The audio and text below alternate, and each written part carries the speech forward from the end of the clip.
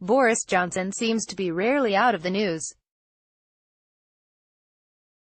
Whether it is his comments about the burka or taking part in a photo op mocking Theresa May's running through fields of corn, there seems an insatiable media interest in him. And if he puts forward a proposal, such as building a bridge between Scotland and Northern Ireland, his comments are extensively reported, irrespective of how feasible the policy is. His treatment by the media is unlike almost any other politician, past or present. His profile, combined with his immense ambition, has even fed speculation that he will one day be the Prime Minister. However, could it be the case that his mask has now fallen off? That perhaps some people are seeing him for what he really is? That might seem a startling claim, but there are some signs that this might be the case.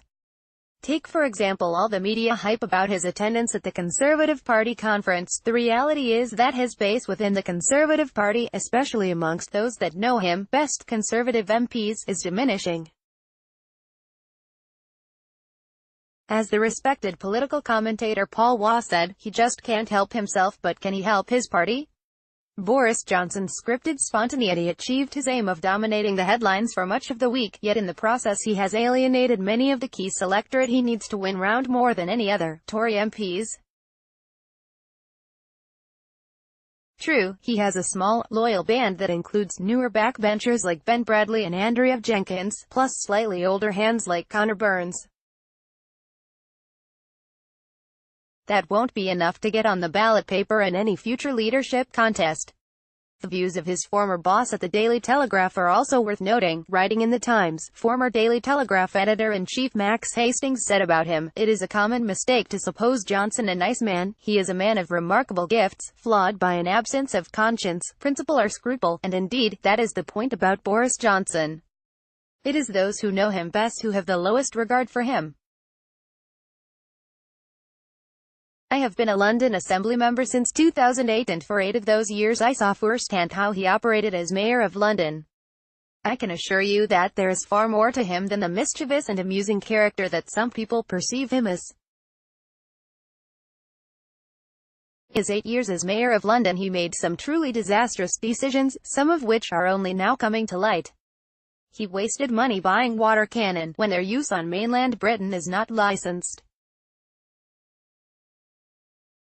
He oversaw £46 million of taxpayers' money spent on the Garden Bridge. The procurement process was scandalously rigged, and public money was recklessly thrown at a project that was simply not needed. There is of course nothing to show for the public money that was spent. In his arrogance he thought he alone could determine UK aviation policy and set about proceeding with research into a 4-runway airport in the Thames estuary. This obsession cost the taxpayer a further £5 million. And then there was the fiasco of the Olympic Stadium.